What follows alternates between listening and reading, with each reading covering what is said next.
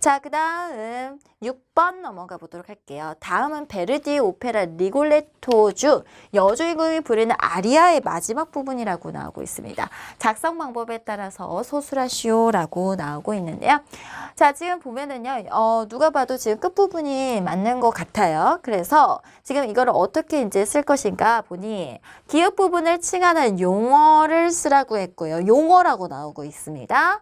자, 그 다음에 기역 부분의 음악적 특징, 어떤 성격을 가지고 있느냐. 연주자 관점에서 한 가지를 쓰라고 나오고 있어요. 연주자가 이 부분을 어떻게 할 것인가. 그럼 우리 연주자를 이야기를 할 때 연주자가 뭐 혼자 하는 데냐, 혹은 뭐 같이 하는 데냐, 뭐 여러 가지 있을 수 있죠. 아니면 뭐 좀 애드립이 있는 것이냐, 뭐 이런 여러 가지를 생각해 볼 수 있을 것 같아요. 문항을 봤었을 때. 악곡에서 위치와 관련을 시켜서 하라고 했죠. 위치는 지금 이미 항상 그랬잖아요. 문제에서 답이 있노라 라고 했던 거.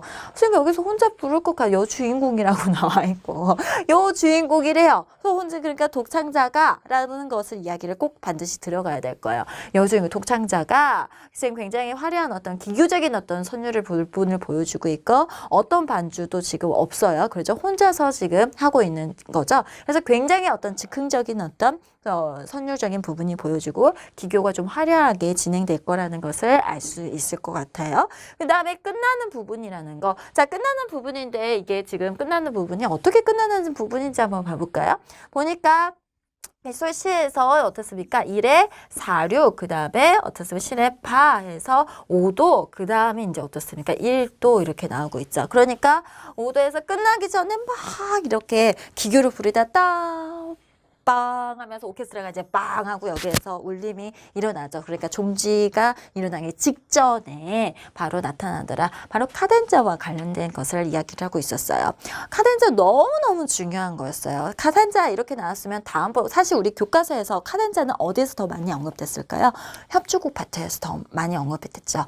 협주곡이 나오면 무조건 카덴자였었어요. 그래서 이 카덴자에 대한 어떤 정의와 그리고 카덴자가 처음에 어떻게 나타났고 그게 낭만 시대와 또 고전 시대 카덴자의 그 위치의 어떤 변화들이라는 게 있었고 그런 부분들을 좀 우리가 둬야 됐던 부분이었죠. 그래서 연주자 관점에서는 독창자가 주인공이 여주인공 혼자 부른다고 하잖아요. 즉흥적 성격의 기교가 많다. 그게 바로 연주자적 관점에 대한 거고요.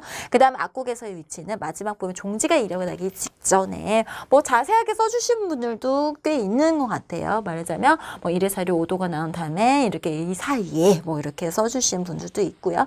종지의 유형이 무엇이냐? 우리가 종지하면 판이 정확하게 생각이 나셔야 된다고 그랬어요. 지금 우리가 뭐 완전 전격 종지, 그 다음에 불완전 전격 종지, 그 다음에 하프 캐던스, 그 다음에 위종지, 그 다음에 아멘 종지 여러 가지 종지가 있는데요. 우리가 PAC 조건을 맞추려면 어떤 데였어요? 5도하고 1도가 기본 위치로 나와야 되는데 지금 어떻습니까? 기본 위치로 나오고 있었죠? 그 다음에 또 중요한 부분이 어떻습니까? 가장 탑라인에 나오는 이 부분이 음도 1, 으뜸음으로 나와야 된다라고 했는데 이 조건들을 모두 성립하고 있었기 때문에 완전 전격 종지다라고 나오고 있어요. 만약에요, 얘가 PAC까지는 못 썼어요, 선생님. 전격 종지라고만 썼어요. 라고 했었을 때, 글쎄요, 살짝 감점이 되겠죠. 0.5점 정도 감점이 될 확률은 있을 것 같아요. 그래서 PAC에 대한 거 밝히는 부분이었고요. 그러면 우리는 나중에 공부를 좀 어떻게 하는 거가 바람직하겠느냐라고 한다면요. 사실 이번 연도 문제는 우리가요. 이번 시험 문제보다 좀 더 확실히 좀 더 나아가서 준비를 했던 건 맞았던 것 같아요. 그래서 지금 여기에서 세 악곡의 다악장 구성하고 악정에 따른 연주 방식을 각각 서술하시오라고 연주 방식 시험 문제에서 지금 연주자적인 관점에서 이렇게 물어보고 있었는데요. 그런 부분들을 시대를 다르게 냈어요. 제가 그래서 고전 시대 때는 아무래도 어떻습니까? 그 카덴자가 나오는 위치를요. 교과서에서도 이야기를 하고 있죠. 근데 보통은 어떻게 해요? 고전 시대는 협주곡 재연부 마감 직전에 보통 나온다라고 했었죠. 이거는요, 우리 모의고사의 해설 자료, 아마 여러분들 저랑 같이 공부하셨던 분들은 이 자료가 지금 굉장히 익숙하실 거예요. 제가 그때 이 자료를 드렸었을 거예요. 고전시대 다시 한번 봐보세요. 내가 왜 모의고사를 그렇게 복습을 제대로 안 했는가는 혹이나 지금 여러분들이 이거를 언제 시청을 하실지는 모르겠지만 지금 뭐 당장 오늘 한 2시간 뒤가 될 수도 있고 아니면 내년 7, 8월이 될 수도 있고 시험 보기 직전에 다시 한번 검열을 해보자 라고 해서 보실 수도 있는데요. 지금 이런 부분들을 공부 방향성을 잘 잡으시라는 거예요. 문항을 보고 지문에 있는 해설들을 내가 왜 그냥 답만 맞추고 넘어갔지? 절대 답 맞추는 거는 절대 중요하지가 않아요. 여기에서 이 해설 자료를 봐보세요. 해설 자료에 답이 이미 있었어요. 너무나도 정말 제가 하나도 고치지 않고 밑줄만 그어가지고 왔거든요. 보세요. 고전시대 협주곡 재연부 마감 직전에 독주자를 이해한 즉흥연주 부분에 이미 지금 정답이 앞쪽에 다 있었죠. 카덴자라 불리는 이곳에서 독주자는 주제들을 바탕으로 해서 자신의 연주 기량을 마음껏 드러내면서 청중을 열광시켰다라고 나오고요. 심지어는 오페라 이야기까지 나오면서요. 오페라 아리아에서 보여줬던 방식과도 흡사하다라고 나오고 있죠.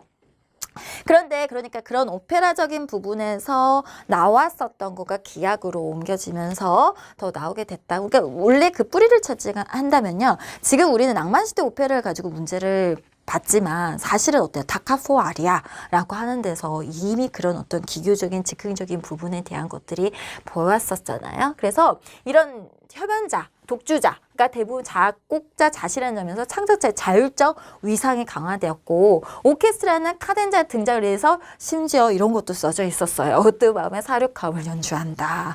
연결다리를 가는 거나 끝에서 딸리마음으로 이끄는 트리를 연주해서 오케스트라 이렇게 마지막 빵 하면서 으뜸마음으로 악장을 마감하게 될 것이다 라고 나오고 있었죠. 제가 아마 드렸던 거에서 황제의 협주곡 같은 경우에는 카덴자풍으로 처음부터 어때요? 연주자가 이렇게 나오게 되잖아요. 그 카덴자적인 분위기는 원래 끝부분에서 나오는 거가 앞쪽에서 나오면서 베토벤이 낭만의 어떤 과도기 사람으로서 낭만 시대에는 오히려 그런 어떤 기교적인 부분을 갖다가 앞으로 끌어와가지고 그 카덴자풍에 대한 어떤 변화가 시대별로는 약간의 차이를 보이더라라는 것이 시대에 따른 또 차이라는 것을 알 수가 있더라라는 겁니다.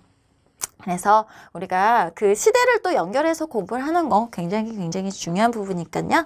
다음 또 우리가 준비를 하는 부분에서는 그런 부분까지도 나아가야 될 것 같은 부분입니다.